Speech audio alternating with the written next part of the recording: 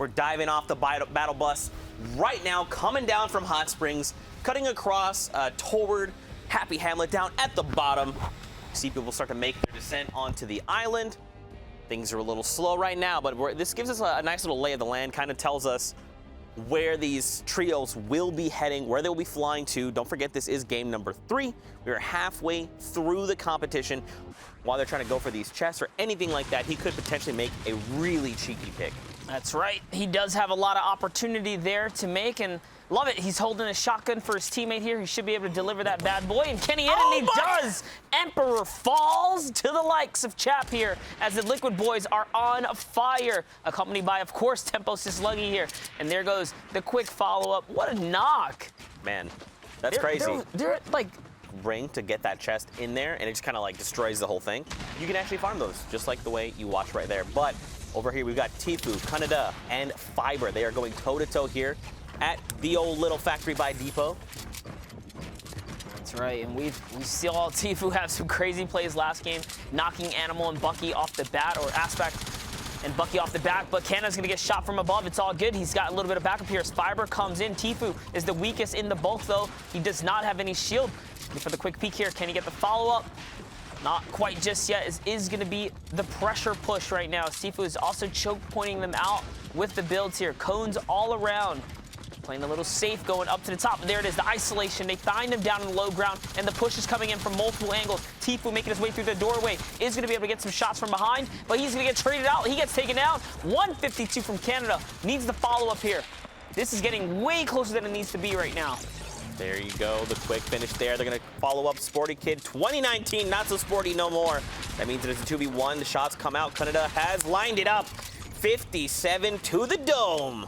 That is a full wipe on an enemy squad, but now Tfue is down. So the question becomes, do they try and go for the potential reboot? Based on the circle, man, I mean, like, attack SMG and a gray or a green tactical here. Yeah, he really needs to have these beam weapons, right? A scoped AR, the infantry rifle. There was one there, but look, this is Misfits, Crim's Spade right here on the other side, and they want to fight this. And Tfue's got the tax, well, both tax actually, and he can make something happen. The only option he has right now is to try and go on the offensive, right? Like, because of the shambles loot that you mentioned, he doesn't really have any other choice. If he drop one, he can get their loot. So there's 4 teams here. This is a desperate push by Tfue, Canada, and Fiber here. As 4 teams here, the RBK boys are close by. This is not a safe place to battle right now. I wonder if they actually realize how many squads are here, because there are so many people collapsing in. And there it is, Tfue's gonna get traded out as the result of pushing through. And he is so low right now, but that's what happens when you push into so many players. There's a team in the shafts, there's a squad above, the team at Great Tree over by the side there. There's just so much going on here. I mean, they felt like they had to do something, right? Like, they need to make something happen with their points. They need to try and pull something together. And with the shambles loot, they probably were forced into a situation they just had to make a move on. Even Bucky, Animal, and Aspect are here as well. Crim, Spades, Clicks, J-Love, Germ. RB and Crew. There's a lot of really big names in a very close proximity to each other. And something's going to set this all off. And it's all going to come down. Clicks, Crim, Spades versus... I would love to see any of these box fights unfold, because it's going down right now. Here we're going to have a little taste of Fiber catching off RBK Ando right there. The shield bubble is going to save him from the quick siphon trade-off, but he's going to be able to break this right here and convert. So that's the point right there. A little bit of revenge, if I dare say. But Canada is going to get traded out. Can Fiber stay alive long enough to save his good friend? Doesn't look like it right now. And now it's the RBK trio. They've got Fiber on the back foot. He's sent recoiling there if he took a big hit, and Canada got dropped. Now, he does have the 3 shockwaves, right? He can leave the situation, but that's not the best way to leave the situation right now, because everyone else will. Yeah, I mean, you kind of have to, right? With only the 7, even looking at Flyfo right now, he is 19 amongst his trio between Snoot and Cloud, right? Like, they're doing pretty well, so the Tfue's trio, they need to make something happen. They need to start making these big plays, whether they be stalling, playing for placement, trying to get points that way. They're really well executed. So shout outs to Flyfo, Snoot, and Cloud. Very good rotation there. But yeah, man, so it's interesting because, like, late game kind of started Big shot right there for Okers as FIFO peeks out. And I was going to mention just how much bullets he has, but forget that. He's putting bullets to the test right here as Okers takes the heavy snipe, 392. And, you know, it was just more of a flashy shot. They're not going to be able to convert on it. Plenty of space to work around with. And look at how tight the cone is. Right on top of one another.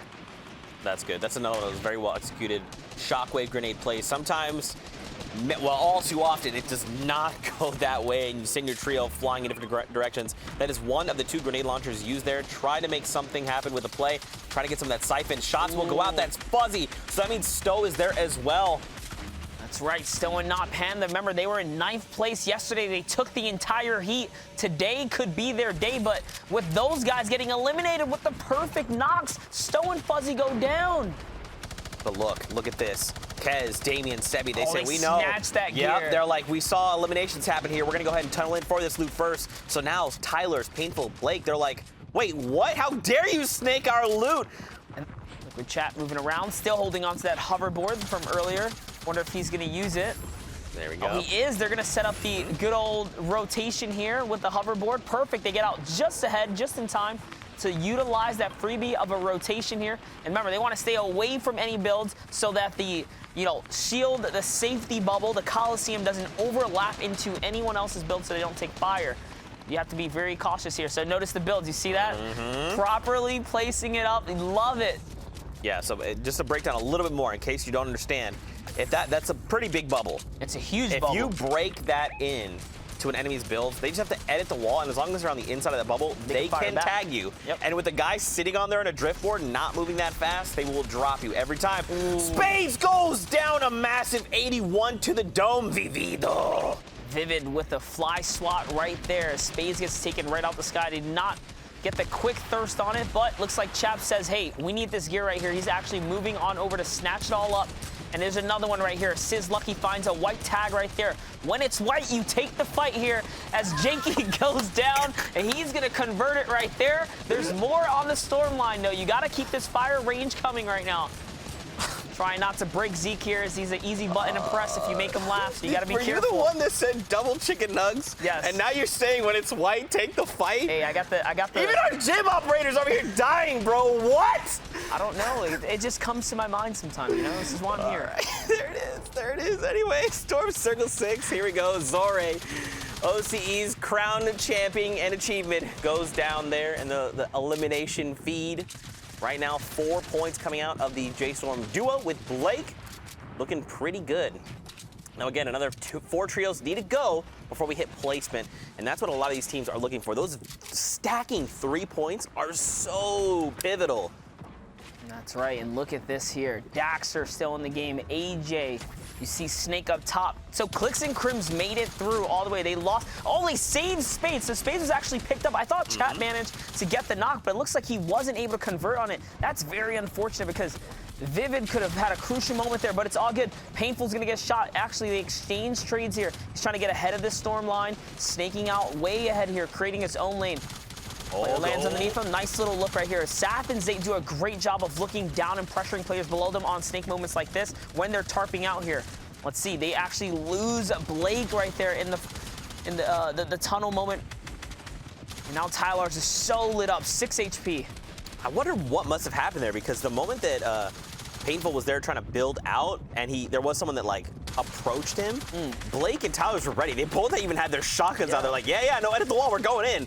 But then immediately something goes wrong. Blake falls, and now it's just the 2 of them hoping to try and score placement. 3 more duos, more shots. Mercy, not merciful enough. Tyler's, he's only on 6 effective HP. He has to hope that elimination comes through. There it is. The Siphon gonna put him back up to 56 HP. Tyler's actually just lost Painful to low ground. He fell all the way down because of that shockwave. He didn't manage to respond fast enough. Cadet's gonna get taken out right here.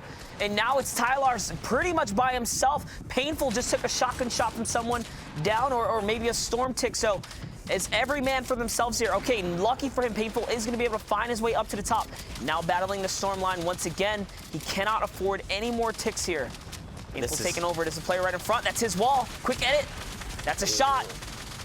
And you get the follow-up here. This is hard pressure. They need this. They need these mats. He's in a desperate situation. Only 6 builds remain on Tyler's. And don't forget, they did hit top 12. First round of placements coming through. 8th is the next placement threshold. They're right there on the cusp. Bugga, Clarity, they both get picked up. So does Cloud. There are so many big names. Calc finds Frat on the other side there. They're trying to isolate the players down below, trying to get the shots. So painful. It just takes a ton of damage. He is dropped. And now Tyler's, again, you called it, nothing to build with. He's got nothing. He has shotgun slugs for days. But if he cannot build, it's going to be way more difficult for him to try and navigate this right now.